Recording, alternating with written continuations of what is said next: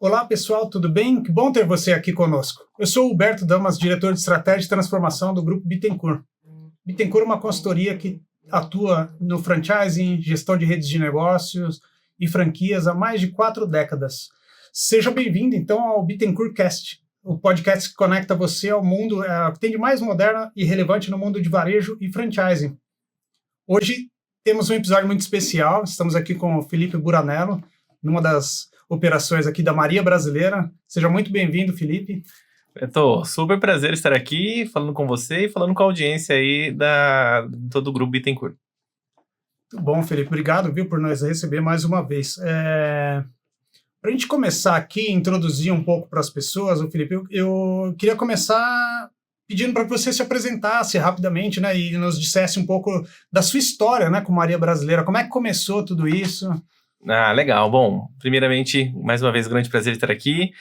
Bom, o Felipe é um jovem, eu falo que eu sou jovem de 37 anos, apesar que no escritório o pessoal toda semana lembra que eu já tô bem velho aí. Você é jovem, Felipe, eu tô com 47 já. Obrigado, eu lembro dos meus 37. Às vezes eu chego alguma coisa lá na franqueadora e os mais jovens de lá falam, não, mas eu não sei o que é isso, entendeu? Mas enfim, 37 anos, sou natural de Lins, interior de São Paulo. Saí para fazer faculdade aos 17 anos, fiz faculdade de administração de empresa em Londrina, na norte do Paraná, então fui pé vermelho durante um tempo aí, fiz faculdade lá na UEL, e assim que eu me formei eu tive a oportunidade de ficar um ano fora do Brasil, tive uma experiência de um ano morar em Dublin, na Irlanda, e lá foi minha primeira experiência com franquia, na verdade, porque eu trabalhei numa rede de alimentação, e lá já tive o primeiro contato aí com tudo que uma franquia envolve de padrão, processo, treinamento, processo, cliente e assim por diante, né? E voltei pro Brasil, muito pensando em seguir a carreira de administração até então, né? Mas quando eu falo seguir a carreira, de trabalhar como executivo, numa multinacional, etc. E eu tava fora daquela janela dos processos de trainee e tudo mais, então eu resolvi, falei, para não ficar fora do mercado, enfim, precisava trabalhar. Eu falei, eu vou procurar trabalho aí, e surgiu uma oportunidade numa rede de franquias que estava começando. Eu fui, acho que o 3º ou 4º funcionário dessa rede que estava começando, de outro segmento, e aí vi muita coisa acontecendo, a empresa crescendo, e eu fui aprendendo muito. No final das contas... Isso quantos anos atrás, o Felipe, a gente está falando?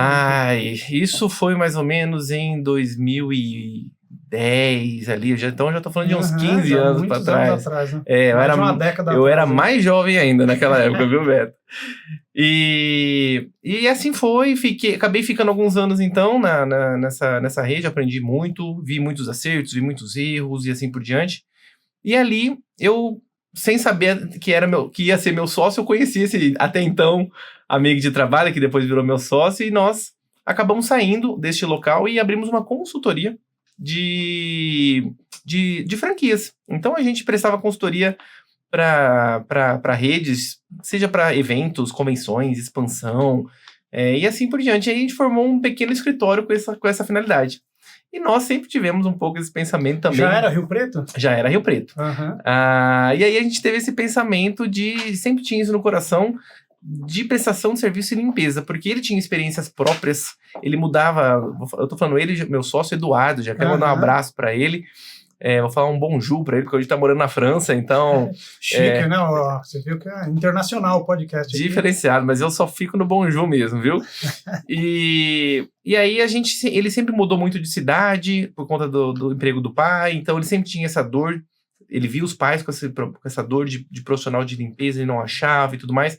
Eu também sentia essa dor, vendo meus pais também sempre se queixando que não localizava. Eu, quando fui morar em Londrina, eu montei uma república lá, a gente ia rachar uma vez na semana, uma profissional não conseguia, não encontrava, uma veterana minha que indicou uma profissional que só podia às segundas-feiras.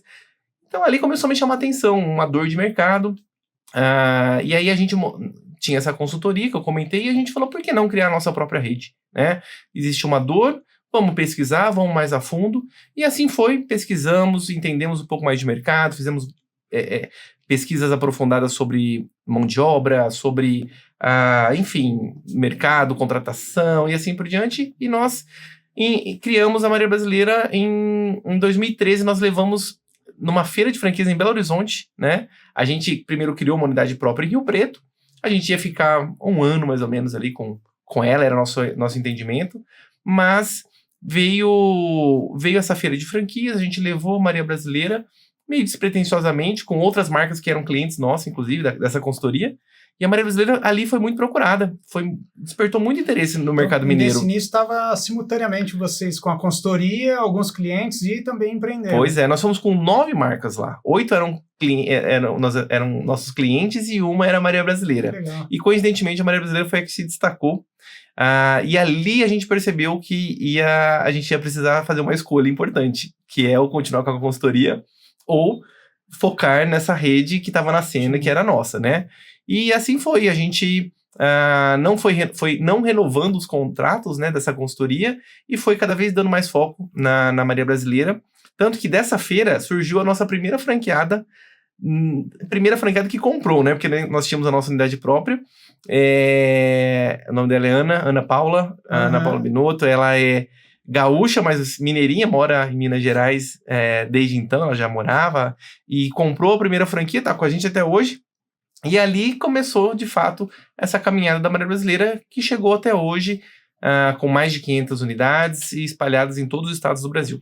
Você já tinha essa veia empreendedora? Porque eu estou entendendo que você estava voltado para ter uma carreira de executivo, né? E de repente cai no empreendedorismo ali, né? Em função de coisa que acontece, né? Com muitas empresas de sucesso, né? Você identifica uma necessidade, uma dor do mercado e desenvolve uma solução para aquilo, né? Foi. Eu enquanto jovem, eu tive algumas experiências.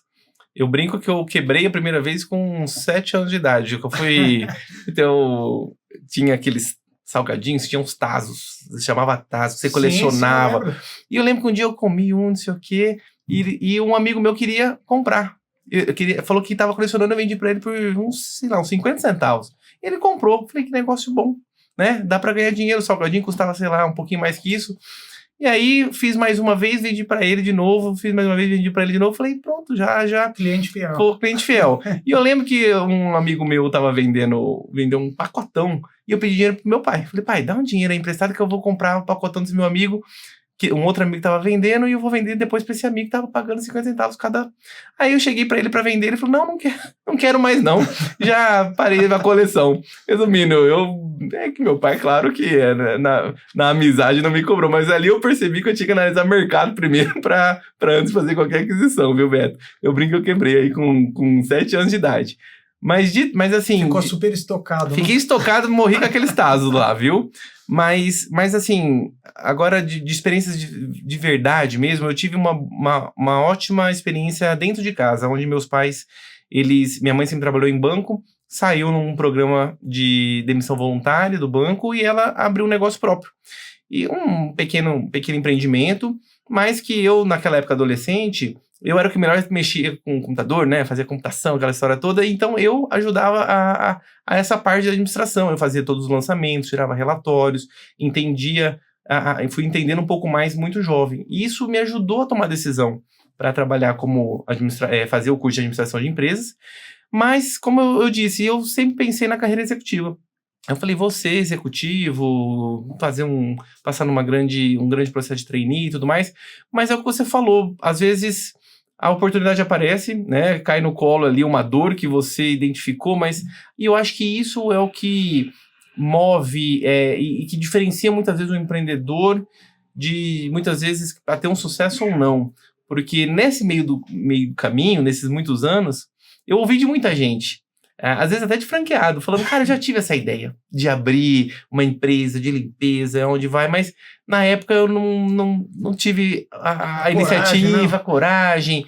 E assim, às vezes a ideia surge, às vezes pode dar muito certo, pode não dar. Eu fui muito abençoado aí por ter seguido com essa dor identificada e ter dado muito certo.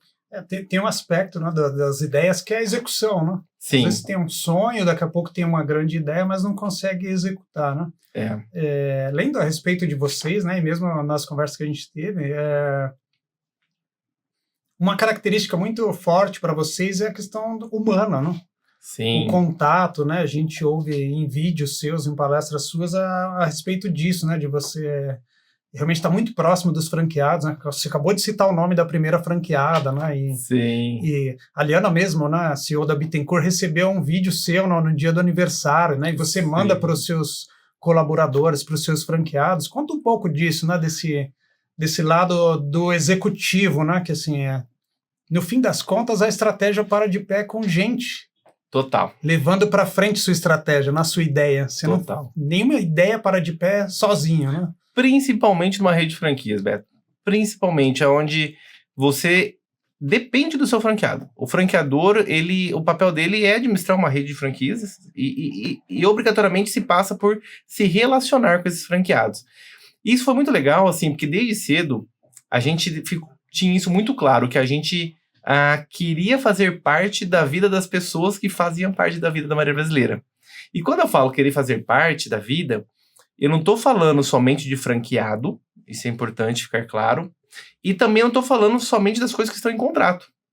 Então, assim, como que eu posso fazer parte da vida de um franqueado? Então, você falou de vídeo de aniversário. Isso é uma coisa que já se tornou um hábito meu já há uns 7, 8 anos, onde todo aniversário de franqueado e o sócio do franqueado, enfim, eu pego meu celular, gravo um vídeo de 2 minutos e mando parabéns. Claro, eu fui cada vez mais deixando mais sofisticado. Hoje eu vou no estúdio, eu ponho a foto do franqueado na televisão. Hoje eu tenho uma ficha também, assim, no sistema, onde eu consigo saber o time que ele torce, o nome do filho, do cachorro. Você tem um só de franqueado. Pois é, então... E, assim, alguns eu já sei de cabeça, né? Você falou da Ana, que é a nossa primeira franqueada, até pelo tempo. Eu sei... marcante, né? Eu sei que ela é torcedora do Internacional, eu sei que ela é mãe do Caio, eu sei... Enfim, eu sei das particularidades da vida. Ela joga vôlei muito bem. Agora, às vezes a gente esquece, mas a gente tem o CRM para nos ajudar. Mas o que mais importa não é se tem CRM, se é de cabeça, mas é o franqueado, ele sente isso, que, puxa, o dono parou 2 minutinhos do seu tempo para me mandar um parabéns. Mas isso é só um dos exemplos do que a gente faz sobre humanização, que é o que nos diferencia, Beto, não só do mercado de franchise, mas assim... de forma geral, a gente vira e mexe, já é uma cultura da nossa rede, da nossa empresa, que chega até nós situações, muitas vezes, que não tem nada a ver com o negócio, nada a ver com a limpeza, mas que chega até a gente, o que a gente pode fazer com isso? Então, assim, seja em momentos bons, nasceu o filho de um franqueado, de uma franqueada, a pessoa se formou, uma atendente, uma profissional de limpeza, conquistou tal coisa, a gente quer fazer parte, a gente manda presente, a gente manda uma carta, a gente manda alguma coisa. E nos momentos não bons também. A gente tem, obviamente, em 12 anos, uma rede de mais de 500 unidades, as pessoas adoecem, tem familiares que, infelizmente, falecem, assim por diante. E a gente se faz presente nesse momento também, com envios de flores, cartas, presentes, vídeos também eu mando nesses momentos. A gente quer fazer parte da vida das pessoas que fazem parte da nossa vida. Isso é genuíno, né? Tem que ser. Se você quiser fazer isso de forçado, isso não vai durar. E não vai durar porque, primeiro, quem faz não vai querer continuar fazendo, vai se cansar disso, porque acha que é uma obrigação. E segundo, que se torna até artificial. Quando você torna isso parte da sua vida, e eu chamo isso de horas inegociáveis, momentos inegociáveis, isso é algo que só o Felipe faz. Claro, meu time pode também mandar e manda, parabéns e tudo mais, o consultor manda, mas ninguém vai substituir o Felipe, que é o fundador da marca, fazendo aquilo. Então, é algo que logo de manhã eu já faço. Hoje de manhã, vindo para São Paulo, no aeroporto eu tinha um franqueado, já gravei o vídeo. Essa semana eu tenho 13 franqueados no aniversário. Então, o seu exemplo gera ações na rede, né? A gente ouve falar disso também, né? Sim, isso é muito legal. Eu apelidei esse método aí. Eu chamo de método FDI. Que aí o pessoal brinca, né? É o quê? Franchising Japão é nome em inglês, Development International, alguma coisa do tipo. Eu falo, não, chama método Foz do Iguaçu, por isso que é FDI. É que eu falo que eu acredito tanto nesse efeito cascata, né? Que eu criei o FDI por causa de Foz do Iguaçu, por causa das cataratas do Foz do Iguaçu, que é mais forte ainda. Eu chamo de método catarata, ou seja, essa humanização tem que começar lá em cima, com os donos, os diretores, enfim, e tem que ir chegando primeiro para a tua equipe. Hoje nós somos em quase 70 pessoas na franqueadora, são 65, 66 pessoas que tem que receber essa cultura. Não adianta nada eu falar uma coisa e minha equipe tá fazendo outra. Então, primeiro essa cultura tem que estar no meu time. Então, tudo isso de comemorações, de aniversários, a gente joga esporte, faz esporte junto, a gente paga terapia para os nossos funcionários. Todo funcionário tem direito a duas sessões de terapias gratuitas por mês. Já estão pagas. Quer fazer, tá pago. Não quer fazer, não tem problema, você não é obrigado, mas recomendo que faça, porque acho que terapia é importante e necessária para todo mundo. E no fim isso chega na estratégia, né, Felipe? Porque você transmite uma cultura ali, né, a partir da sua estrutura de gestores. Perfeito. Que passa pelo seu time, né, 60 e poucas pessoas, e daqui a pouco chega na ponta, na rede de franquias. Essa é o efeito catarata, o Beto, porque chega no meu time que não para ali. O efeito catarata é isso, vai vindo cada vez com mais força lá para as próximas etapas. Porque hoje quem dá o suporte para a rede não é o Felipe. O Felipe é um só, perto de 500 e tantas unidades. Mas meu time que sustenta tudo isso. E meu time com essa humanização, com essa cultura, ele faz chegar até o franqueado. No atendimento, na rapidez, no acolhimento. Isso imagina, né, Felipe? O seu serviço é um serviço de confiança, né? Sim. Você está colocando um terceiro na casa dentro da família de uma pessoa, né? Com tudo que ela tem de mais precioso ali, né? Seus filhos e etc. Tem que ter esse tem que respeito, permear, né? E humanidade. Perfeito, Beto. Tem que permear esse sentimento. Então, tudo isso é para que chegue no franqueado, mas o franqueado recebe tudo isso, vídeos, aniversários, situações diversas, mas que também não pare no franqueado, que chegue até o time do franqueado, no atendente, na atendente, nas profissionais de limpeza, que chegue até os profissionais, que não para ali, que chega até o cliente final. Como é que isso impactou o reconhecimento que vocês tiveram na ABF, né, em 2024, como franquia do ano, né, esse aspecto humano, né? Você acredita? Como é que foi isso? Isso impactou? Eu não tenho dúvida. Eu não tenho dúvida. A gente, primeiro assim, foi um prêmio muito especial de ter ganho, né? A gente ganhou dia 3 de maio de 2024. Eu falo assim, que não é... Nós fazendo um ano, né? Voa o tempo, né? É verdade. Eu falo assim, não foi... 3 de maio de 2024 não foi o dia que a gente ganhou, né? Foi o dia que a gente foi buscar esse prêmio. Uhum. Porque a gente ganha a cada situação como essa. Né? Pois é. E sabendo que um prêmio como esse, ele resulta da avaliação dos próprios franqueados, logo já fica claro a importância desse relacionamento, dessa humanização.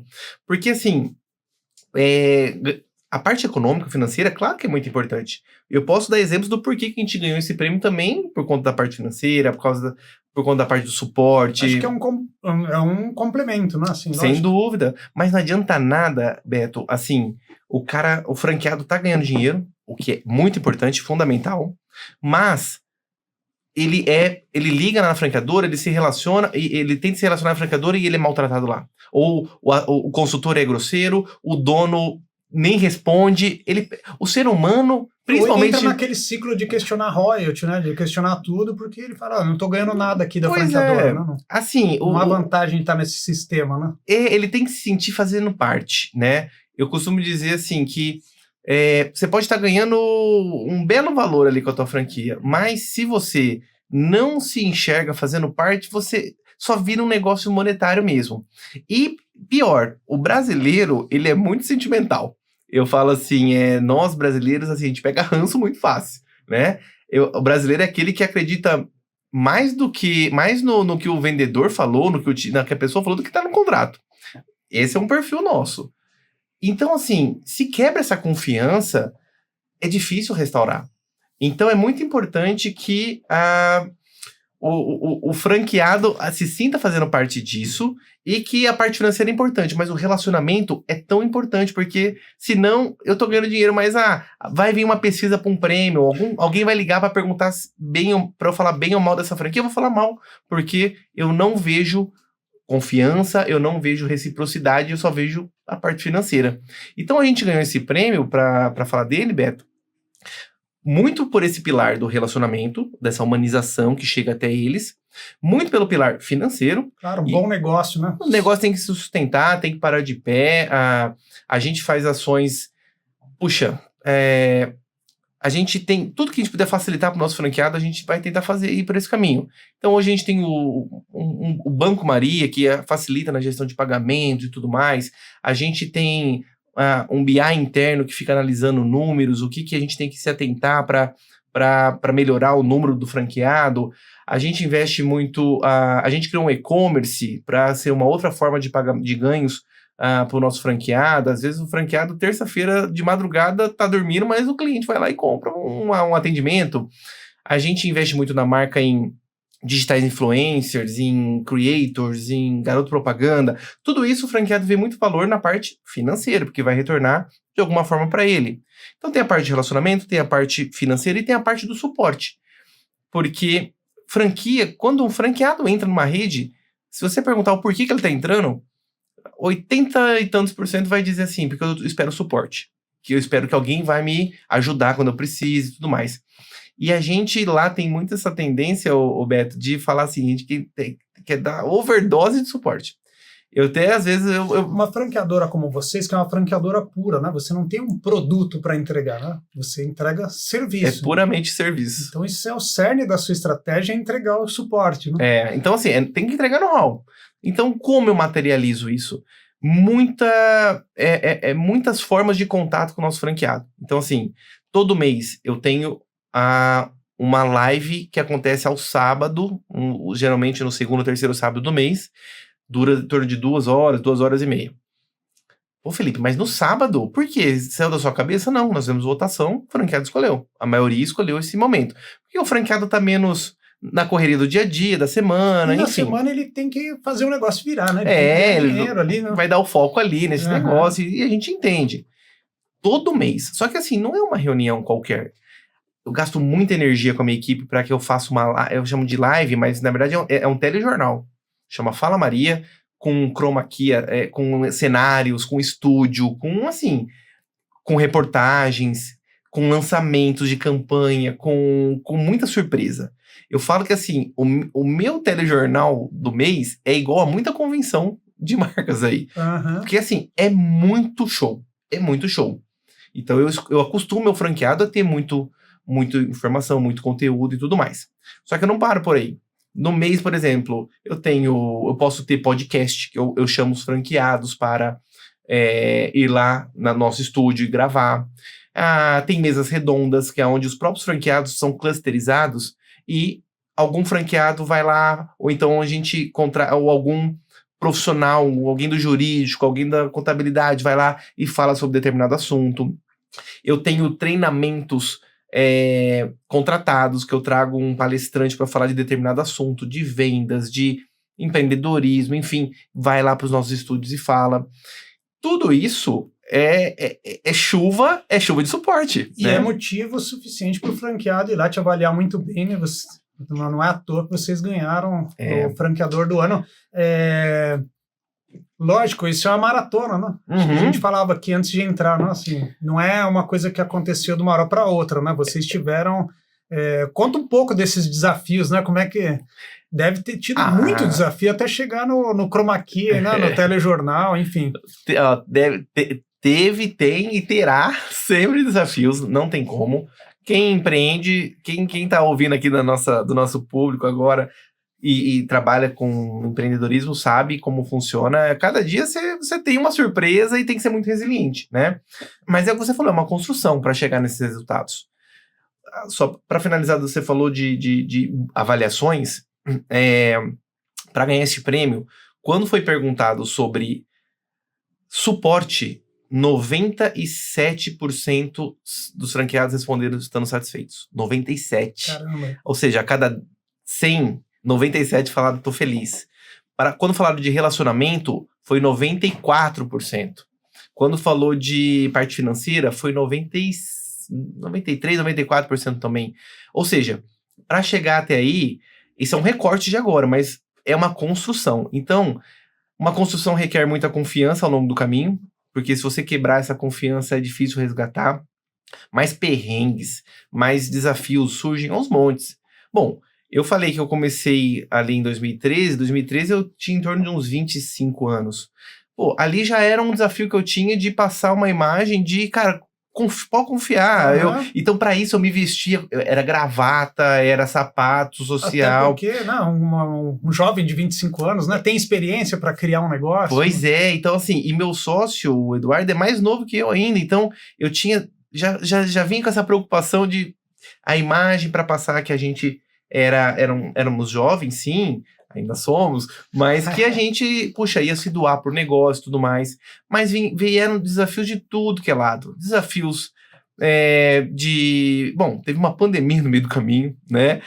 Antes disso, teve impeachment, teve crise hídrica, greve de caminhoneiros, teve PIBs negativos durante alguns anos. E sempre a gente vai ter situações adversas. Desafio com mão de obra, desafio, enfim.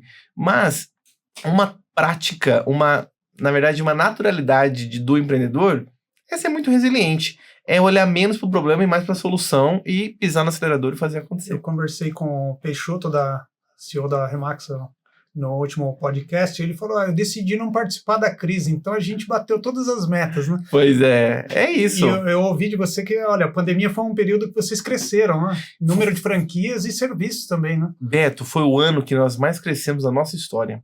E eu lembro muito bem quando... Bom, primeiro começa com um caos, né? Que vai ser, desafios, dúvidas. Eu lembro, assim, foi muito desgastante, a gente querer passar uma calma, uma tranquilidade, calma, gente, mas a gente por dentro também com todos os receios, porque nós também somos... os profissionais na ponta estavam expostos, né? Pois então tinha também esse agravante, né? A gente se preocupava com o cliente, com o profissional na ponta, com os nossos franqueados, com a nossa equipe e com a gente, com a nossa família, né? Então, sim, obviamente a gente passou por aquele momento caos. Quando os dias vão passando ali, eu lembro muito bem a gente conversando numa salinha assim, e a gente perguntou assim, e se a gente for na contramão disso tudo? Tava todo mundo demitindo pessoas, ou com planos de demissão, todo mundo tirando o pé do acelerador, parando de investir em marketing e tudo mais. A gente falou, e se a gente for na contramão? E se ao invés da gente parar de investir em marketing, se a gente investir mais? Porque as palavras-chave vão estar mais baratas, menos concorrência no Google, etc. Se a gente, ao invés de a gente demitir, e se a gente contratar? Porque vão vir bons profissionais que vão estar disponíveis no mercado, precisando de trabalho. E se isso acontecer? E a gente foi audacioso. Ainda mais a diarista, porque ela não tem as garantias, né, entre aspas, né, que tem um profissional com carteira assinada, né? Elas precisavam muito, assim, são pessoas que muitas vezes precisam muito daquele trabalho, porque às vezes senão... sustenta a família, né? Assim, total, muitas, filhos, né? E geralmente tem uma média de filhos maiores, 2, 3, 4, 5 filhos. Então, assim, era um desafio muito grande em todos os aspectos. E a gente foi por esse caminho. A gente, claro, foi uma série de fatores.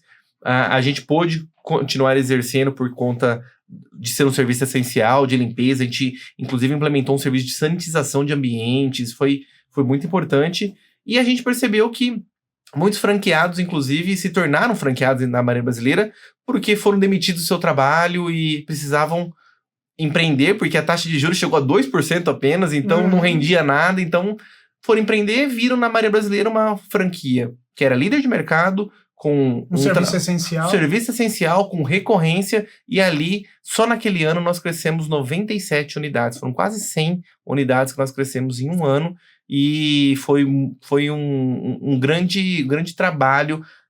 Nós crescemos nossa equipe em quase 40%, enfim, foi um trabalho bastante complexo por um lado, mas também com muitos frutos. No fim da maratona você colhe o fruto ali, né? Muito bonito de ver, né? E bonito de ver também, né? A gente estudando aqui é que o serviço essencial era executado por pessoas essenciais, né? Que são as pessoas que estão lá na ponta atendendo o cliente, sim, né? E a gente viu que vocês fizeram uma convenção nacional para elas, né? As profissionais de limpeza. Como é que foi essa experiência, né? Porque eu imagino que é algo inusitado, né? Assim, você colocar essa pessoa que muitas vezes não está no radar, né? Você fala, vou colocar o cliente no centro, vou colocar o franqueado no centro. Agora, o profissional que está na ponta, isso é muito difícil de ver, né? É verdade. Conta um pouco velho. dessa experiência. Isso foi muito legal. Eu acho que muito veio com a maturidade nossa de negócio, porque a gente passou por todos esses processos que você falou. Não, é o franqueado primeiro, a nossa relação de negócio é com ele. A gente percebeu que não adianta o franqueado estar bem alinhado com a gente, mas está desalinhado com o que o cliente quer. Então, não, vamos então olhar para o cliente. Mas também, aí se você vai aprofundando e vai falando, não, são pessoas que têm que estar no centro, né? E as nossas profissionais são as mais numerosas que nós temos, são quase 10 mil profissionais de limpeza que nós temos na Maria Brasileira. Então, assim, são profissionais incríveis, parceiras, que executam um trabalho belíssimo. Então, a gente, em 2023, a gente estava falando sobre o calendário de 2024, e a gente estava falando, é isso, encontros regionais, e podcasts, e treinamentos, e lives, e convenção. E a gente, justamente numa reunião dessa, foi numa reunião a gente tem um comitê, que a gente chama Comitê de Gestão, reunião, diretoria e líderes que participam. A gente cogitou, mas peraí, por que não então ter uma convenção das profissionais?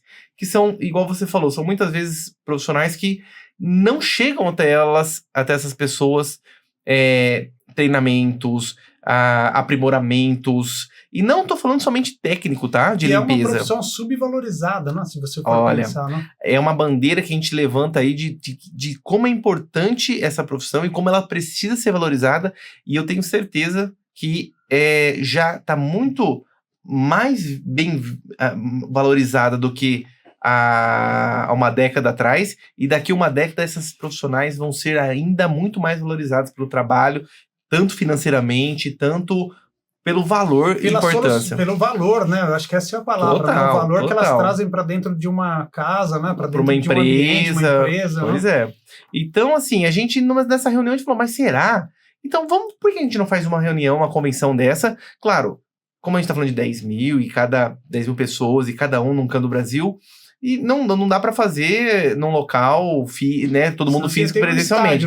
Tem que ter um estádio de futebol. Mas vamos envolver os nossos franqueados, vamos chamá-los justamente para que eles façam essas reuniões nos pontos deles ali, e já aproveita e já faz uma recapacitação com elas, faz um churrasco, faz uma confraternização, e a gente vai fazer num sábado uma convenção. Fomos no estúdio, tivemos pautas ali de inteligência mental, tivemos pauta financeira, tivemos coisas não necessariamente técnicas. Fizemos tudo que uma convenção precisa ter. Sorteios de prêmios, reconhecimentos. Fizemos foi um sábado. Assim, a gente tava pensando, será que vai entrar aqui umas 200, 500 pessoas? A gente tava feliz com 500 pessoas entrando online, a gente tava feliz. Já era um bom engajamento. Já era um bom engajamento. Poxa, 500... Resumindo, deu quase 4 mil pessoas. E assim, chat aberto, tá? E pensa uma turma que engaja e quer colocar as experiências dela, como é que foi, e as conquistas delas e tudo mais. Então, foi uma experiência incrível, incrível, incrível, incrível, que a gente viu que é um grande caminho que a gente tem que fazer. É muito do coração, né, Felipe? Tô vendo você falar aqui, dá pra sentir, né? Assim, muito. Beto, deve passar pro franqueado também, né? Passa. Assim, eu falo assim, nós estamos há 12 anos, como eu disse, né, no mercado de franchise, com a Maria Brasileira. São muitas histórias de franqueados que eu fico muito feliz em ouvir, mas muito. Franqueado que nunca empreendeu, entrou na Maria Brasileira, começou a empreender, virou um gestor, ou hoje emprega tantas pessoas e conquistou uma independência financeira. São muitas histórias que eu fico felizíssimo de ter. Obviamente, eu vibro com todas elas. Mas eu vou confessar, e eu falo isso abertamente, que as histórias que mais me deixam, assim, realizados são as conquistas das profissionais de limpeza. E assim, tem conquistas que vêm desde comprar uma televisão, um tanque, um air fryer, qualquer coisa assim, até as conquistas de ter quitado todas as dívidas, conquistas de ter comprado uma casa própria, ou reformado a casa dos pais, ou paga um cursinho pro filho, o filho passou numa universidade federal. Todas as histórias dessas que eu tô falando, esses exemplos, são reais. Então, assim, esse tipo de conquistas, pra mim, é o que me deixa ainda mais em êxtase, e que são as pessoas que ainda parece que elas mais se reconhecem. Elas querem agradecer, agradece o franqueado, agradece a marca, e o mérito é delas, né? Então, esse tipo de conquista... Isso, pensando alto aqui, tá? Tem repercussão no negócio também, né? Porque hoje, assim, o nível de rotatividade, né, em empresas é um problema, né? Sim. Você tem que treinar novamente, você tem que contratar novamente e até acertar o perfil, isso é algo moroso, né? Quando você faz esse tipo de ação, né, e você tem um profissional engajado, você retém. Então faz bem para o negócio também, né? Faz bem, faz bem para a sociedade de uma forma geral, faz bem para o negócio, faz Que é bem o para o SG cliente. na prática, né? Esse era um ponto que eu queria tocar contigo, né? Que, Na assim, não prática. O S do social aí, eu ouvi uma frase que eu achei muito bonita. Eu gosto sempre de dar a fonte, mas eu esqueci de onde que eu vi num treinamento isso. Mas eu acredito muito nessa frase que eu vou falar. Eu falava assim, ó, que o melhor programa social que uma empresa pode fazer é devolver um funcionário, um colaborador melhor para sua casa. Esse é o melhor programa social. Porque hoje, assim, a gente já vem com uma carga emocional, muitas vezes de esgotamento, de preocupações, enfim, de ansiedades.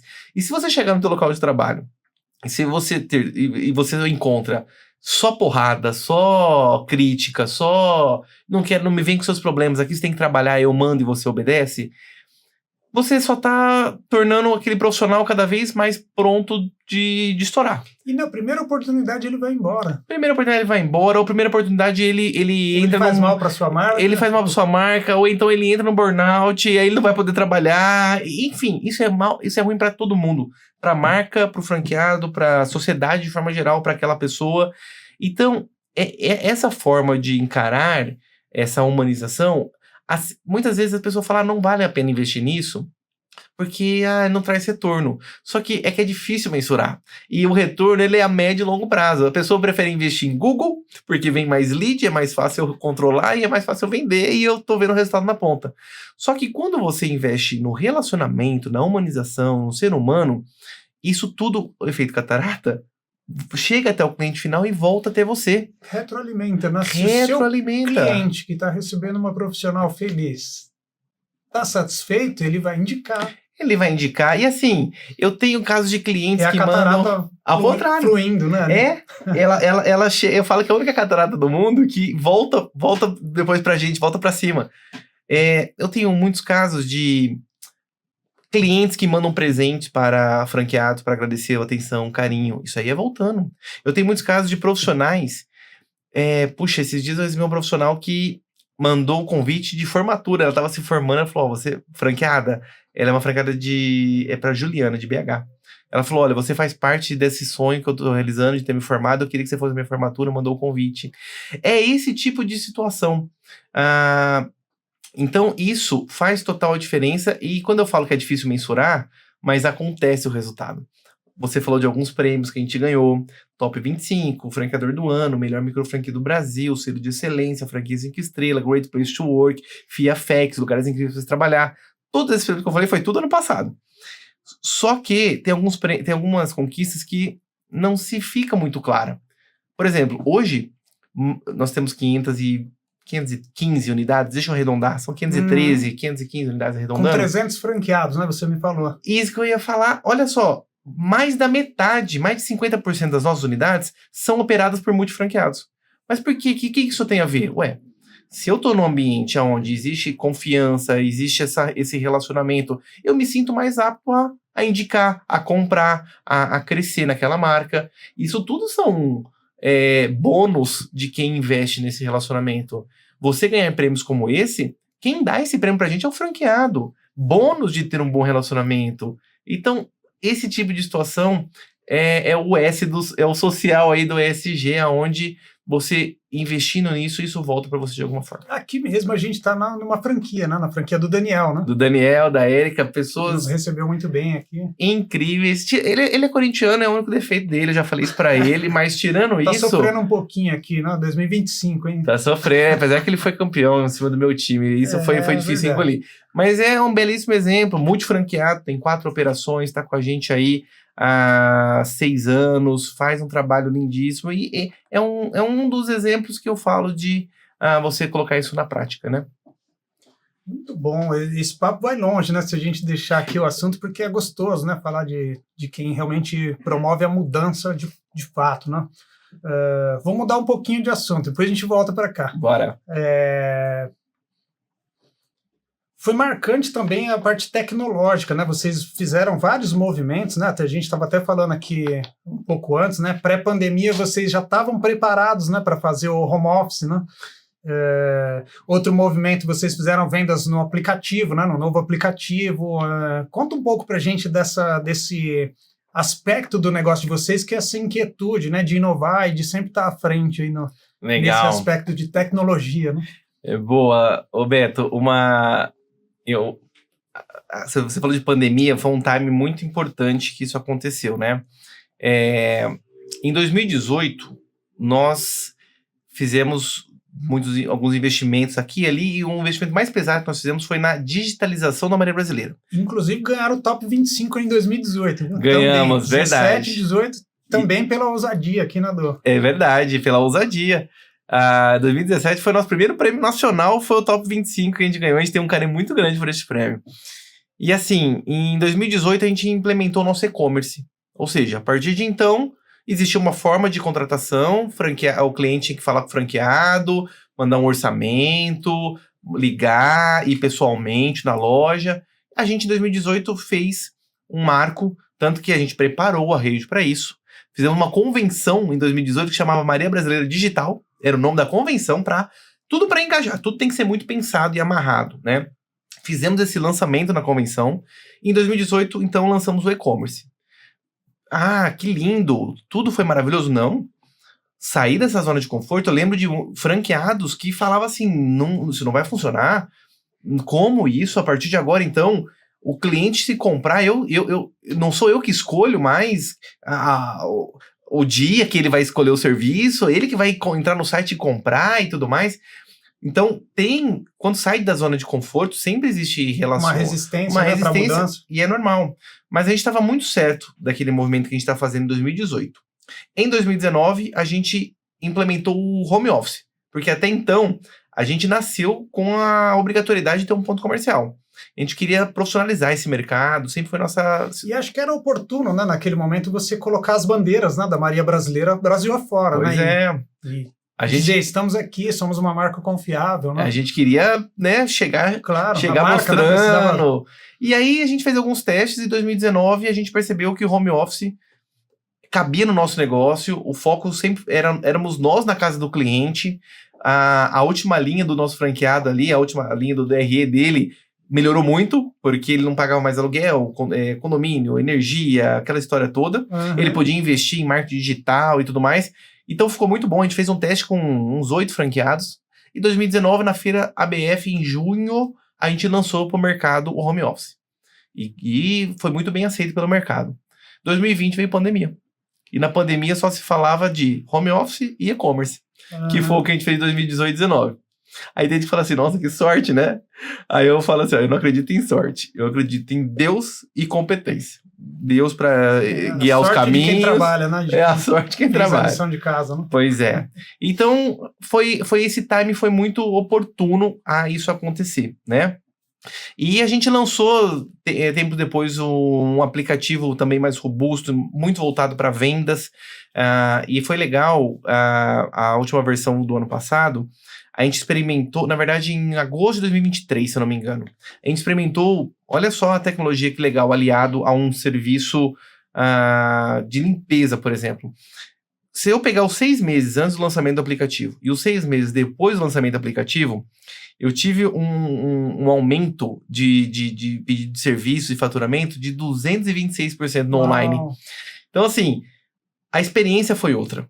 Aumentou, então, o número de atendimentos, aumentou o faturamento, aumentou o número de clientes, aumentou 11% novos clientes. Pessoas que não sei lá, não fazia sentido entrar num site, mas, opa, aplicativo, celular na minha mão aqui, eu já entro rapidinho. Aumentou 11% novos clientes. Aumentou, inclusive, o número de avaliações positivas do serviço, porque a pessoa avalia, é mais fácil avaliar, prático, né? Mais prático. Então, você unir a tecnologia, esse mundo digital, inclusive a um serviço muito antigo como o de limpeza, tem tudo a ver. Então, é importante a humanização, para mim sempre será, e é muito importante a gente estar aliado a todas essas tendências de mercado. Muito bom. Imagino que você falou, né, que teve franqueados resistentes, né? Você tem perfis diferentes. E na resposta anterior você falou que clusteriza eles. Conta um pouco disso, né? Quais critérios, como é que você divide aí esses 300 franqueados, 300 e poucos franqueados, né? Hoje a gente não nasceu assim, a gente dividia primeiramente geograficamente, né? E pós-pandemia a gente mudou esta estratégia. Hoje eu faço um cluster de faturamento e também eu divido quem é franqueado e multifranqueado. Mas também sempre o faturamento é a base para eu fazer essa divisão. Então, assim, franqueados que estão no... Primeiro que assim, o franqueado entrou, eu já tenho um departamento muito específico que é o departamento de implantação, onde esse franqueado é clusterizado ali, somente o que vai cuidar da parte burocrática, abertura de empresa, KNAI, vai até o treinamento. Veio pro treinamento, inaugurou, vai para outro departamento, é outra clusterização aqui. E fica nesse departamento inaugural, a gente chama, é como se fosse um berçário.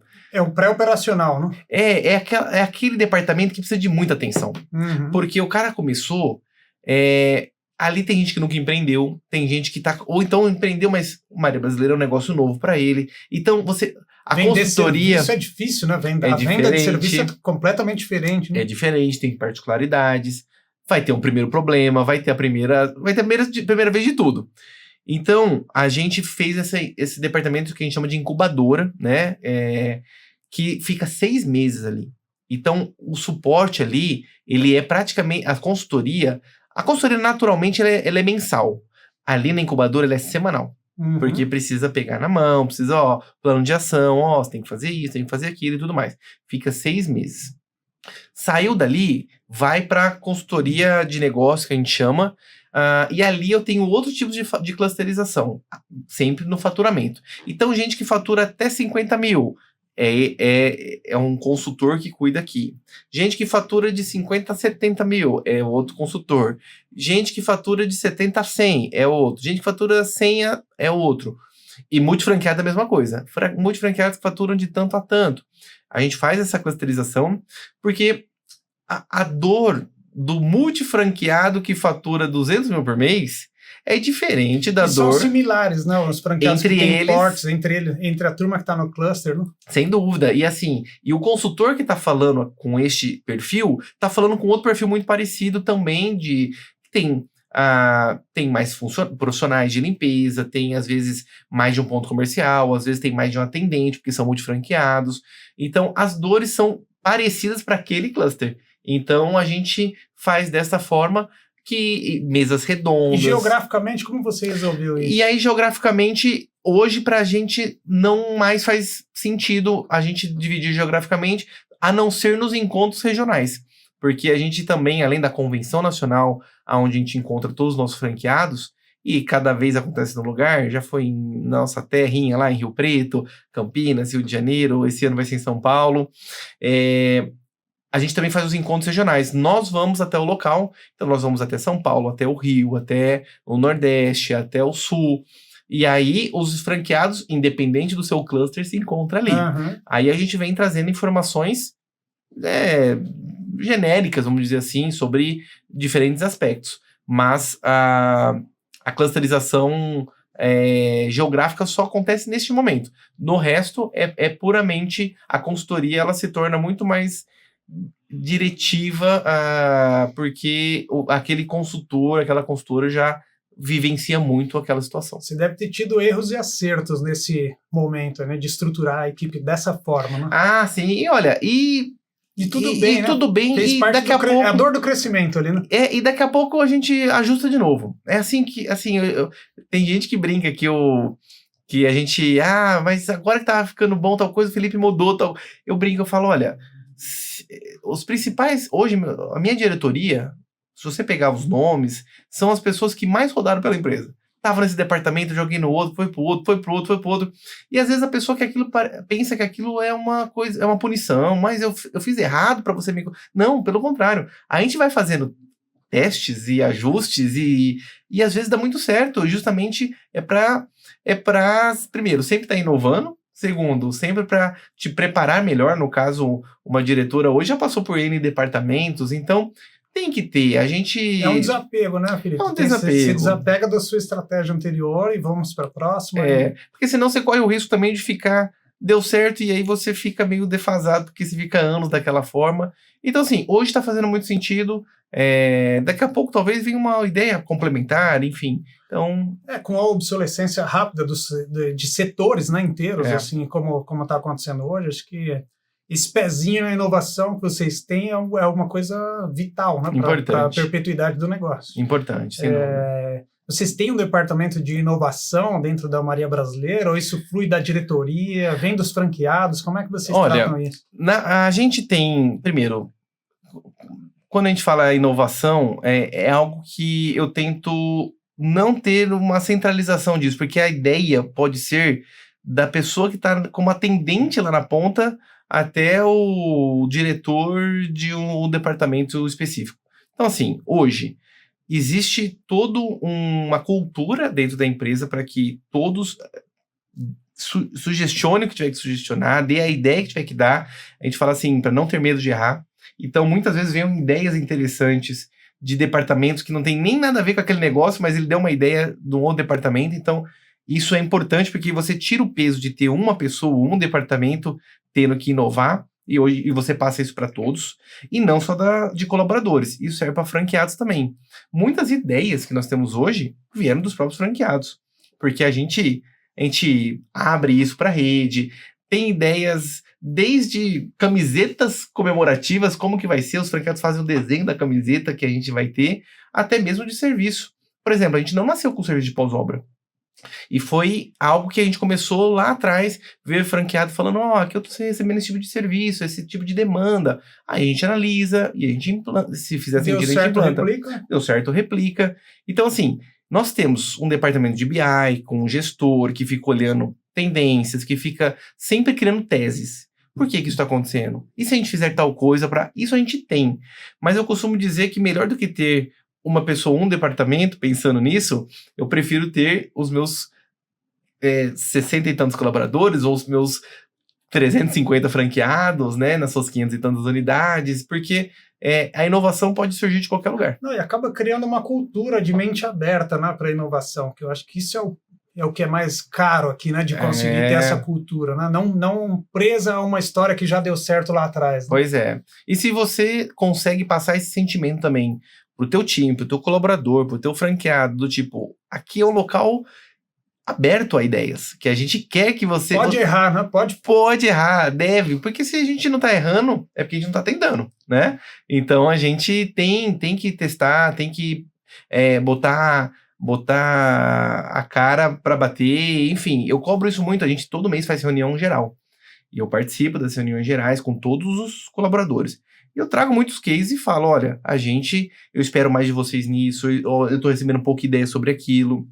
Então, se torna uma cultura aonde os franqueados, aonde os colaboradores, aonde todo mundo pode opinar. O que tem no negócio de vocês que é um desafio típico de micro franquia? Porque a gente ouve muito, né? A gente teve cases de sucesso, cases de insucesso, né? Gente que cresceu muito e caiu, né? E vocês são, sendo uma franqueadora pura, né? Com sucesso, com reconhecimento de ABF. O que vocês têm ali dentro que faz ser viável um modelo de micro franquia?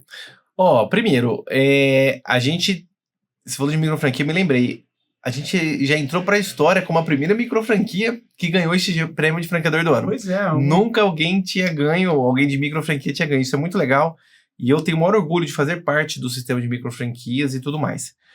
Sim, micro franquia característica, primeiro, o acesso, a porta de entrada, por ser investimentos menores, hoje é investimento até R$135 mil para você fazer parte, para você estar dentro do escopo de microfranquias. Então, assim, como tem redes que custam 2 milhões, 3 milhões, 5 milhões, você tem um investimento... Você fica mais acessível. Então, aí você escalar através de microfranquias, super ponto positivo, né?